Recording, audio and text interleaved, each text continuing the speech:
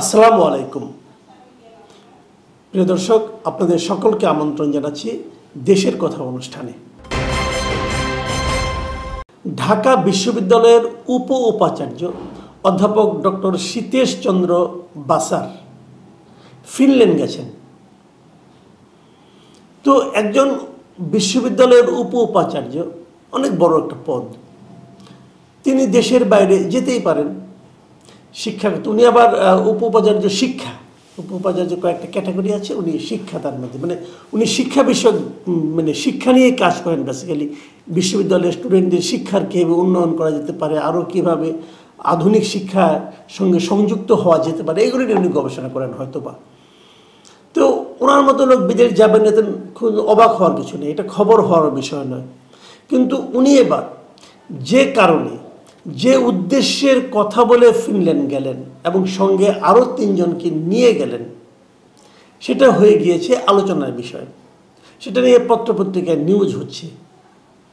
তো এটা যদি খুব স্বাভাবিক ঘটনা হতো তাহলে তার এতগুলো পত্রিকায়, অনেকগুলো পত্রিকায় নিউজটা এসেছে, নিউজটা হতো না। তো উনি গেলেন কেন, এটা একটু আপনাদের সঙ্গে শেয়ার করি। উনি গিয়েছেন লিফট কিনতে। আপনারা হাসবেন না, এটাই সত্য। উপাচার্য শিক্ষা, উনি গিয়েছেন লিফট কিনতে সুদূর ফিনল্যান্ডে, সঙ্গে নিয়ে গেছেন আরও 4 জনকে। বিষয়টা একটু কেমন হয়ে গেল না? বাংলাদেশে কি আর কেউ লিফট কেনেন না? কেবল ঢাকা ইউনিভার্সিটি কি লিফট কিনছেন? আবার ঢাকা ইউনিভার্সিটি কি তাদের জীবনে এই প্রথম লিফট কিনছেন? এর আগে যতবার লিফট কিনেছেন ততবার কি একজন করে উপাচার্য অথবা উপাচার্য লিফট দেখার জন্য বিদেশ গিয়েছেন? বিষয়টা কেমন হলো? মানে আমাদের দেশে কত উদ্ভট ঘটনা ঘটে। উনি অবশ্য বলেছেন উনি 8 দিনের ছুটি নিয়ে যাচ্ছেন, 2 তারিখ থেকে 9 তারিখ পর্যন্ত। এই 8 দিনের ছুটিতে সরকার তাকে ছুটি দিয়েছে, হ্যাঁ তো আপনি যেতে পারেন। তো ওনার সঙ্গে আর কে গেছেন? ওনার সঙ্গে গেছেন এই বিশ্ববিদ্যালয়ের ইঞ্জিনিয়ারিং অ্যান্ড টেকনোলজি অনুষদের ডিন অধ্যাপক ডক্টর হাফিজ মোহাম্মদ হাসান বাবু এবং বাংলাদেশ প্রকৌশল বিশ্ববিদ্যালয়ের মেকানিক্যাল ইঞ্জিনিয়ারিং বিভাগের অধ্যাপক ডক্টর ABM তৌফিক হাসান এবং পরিকল্পনা ও উন্নয়ন অফিসের পরিচালক জাবেদ আলম মৃধা। এই 4 জনের একটা দল লিফট কিনতে গিয়েছেন। ওনাকে জিজ্ঞাসা করা হয়েছিল আপনি কেন যাচ্ছেন? উনি তার জবাবে বলেছেন যে এই যে উনি যাচ্ছেন এই জন্য বিশ্ববিদ্যালয় কোনো খরচ বহন করছে না, মানে বিশ্ববিদ্যালয় খরচ বহন করছে না, এটাই যেন ওনার যাওয়ার জন্য একটা যৌক্তিক কারণ হিসাবে উপস্থাপন করা যাচ্ছে। আসলে কি তাই? আচ্ছা, আপনি আমাকে একটা কথা বলেন, আপনারা একটা বোঝার চেষ্টা করেন। যে কোম্পানিটার কাছ থেকে ওরা লিফট কিনবেন ফিনল্যান্ডের, তারা ওরা সমস্ত ওনাদের এই 4 জনের যাওয়া আসা থাকা খাওয়া খরচ বহন করবেন। এক একজনের পেছনে 4-5 লাখ টাকা তো এখানে থাকা খরচই হবে, মানে থাকা এবং যাওয়া আসা খরচই হবে।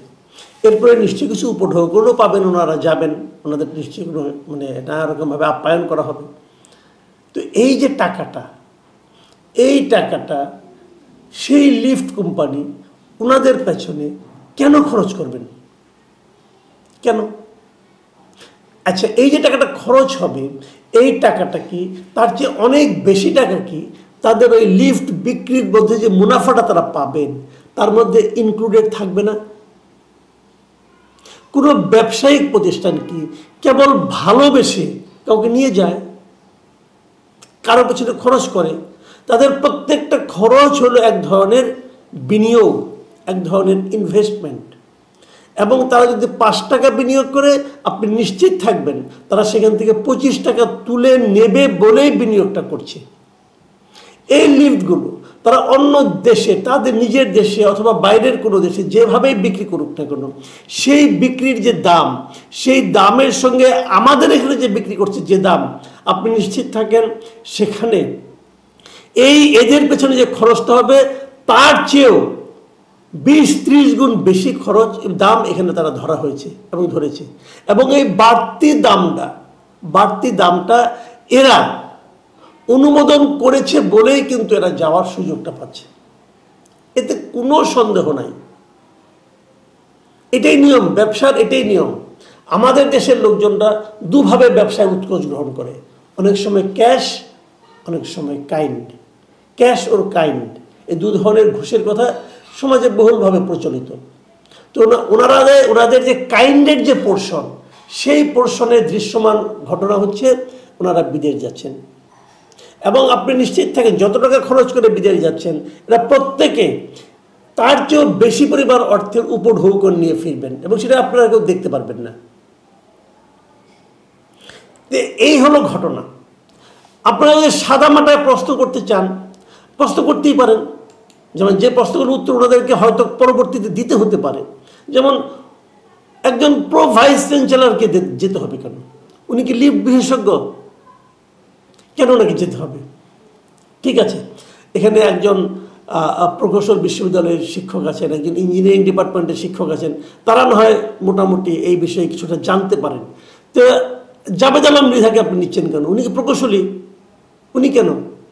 উনি উন্নয়ন বিভাগের পরিচালক হওয়াতে উনি যাচ্ছেন। আচ্ছা, আরও কথা বলি, লিফট কিনতে গেলে আপনাকে ফিনল্যান্ড যেতে হবে কেন? Why Finland? ফিনল্যান্ডের লিফট কি জগৎ বিখ্যাত? জীবনে শুনি নাই ভাই। ফিনল্যান্ডের লিফট যে জগতের সবচেয়ে বিখ্যাত লিফট, এটা শুনি নাই।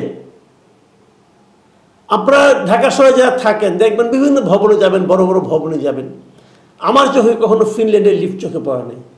আমি ম্যাক্সিমাম জায়গায় দেখি কোরিয়ান লিফট, চাইনিজ লিফট, ইউরোপের মধ্যে তুরস্কের লিফট কিছু দেখি।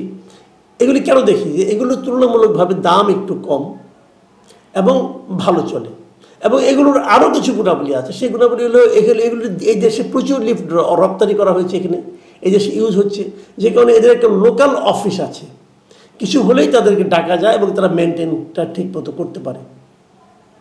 ফিনল্যান্ডের লিফট যদি খুব বেশি দেখা না যায়, তাহলে ধরে নিতে হবে হয়তো এই 18টা লিফটের জন্যই তাদের এখানে একটা কোম্পানি আছে অথবা কিছু একটা থাকবে। সেটা কি অতটা সমৃদ্ধ হবে? আমার সন্দেহ আছে। এবং পরবর্তী সময়ে এই লিফটগুলো মেনটেন করার জন্য যে দাম হাঁকা হবে, অনেক সময় এরকম কিন্তু দেখা যায়। আপনারা দেখবেন, এই যে আপনারা যখন কম্পিউটারের প্রিন্টার কেনেন না, প্রিন্টারের দাম কিন্তু বেশি না, পরে যখন ওটা কালি কিনতে যাবেন তখন টের পাবেন দামটা কেমন। মানে 3000 টাকা দিয়ে প্রিন্টার পাওয়া যায় বাংলাদেশে, 3-4 হাজার টাকা দিয়ে, এবং পাওয়ার পর কিছুদিন পর যখন কালিটা শেষ হয়ে যায়, নতুন কালি কিনবেন, এতটুকু কার্টিজ কিনবেন, দেখবেন যে এক একটা কার্টিজের দাম পড়বে 2000-3000 টাকা। মানে ওরা ব্যবসাটা কালি দিয়ে করে নেয়। আমি যদি বলি এত দূর থেকে আপনি লিফট কিনছেন, সেটা মেনটেন্যান্স কস্টটা পরে কেমন দাঁড়াবে, দেখা যাবে বিপুল অঙ্কের টাকা বেরিয়ে যাচ্ছে ওখান থেকে। যেটা প্রচলিত লিফট, আপনি অপ্রচলিত আইটেমে যাচ্ছেন কেন? এই সবগুলো কারণ হলো, পেছনে হলো কারণ কাজ করে ধান্দা।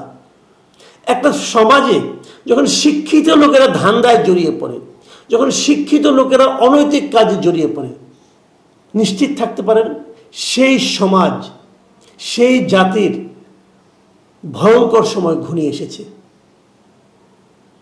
বিশ্ববিদ্যালয়ের শিক্ষক উনি, বিশ্ববিদ্যালয়ের প্রভিসি উনি, এই সমস্ত কেনাকাটার মতো কাজে, ছোট কাজে ওনাকে কেন লিপ্ত হতে হচ্ছে? ওনাকে কেন ইনভলভ হতে হচ্ছে?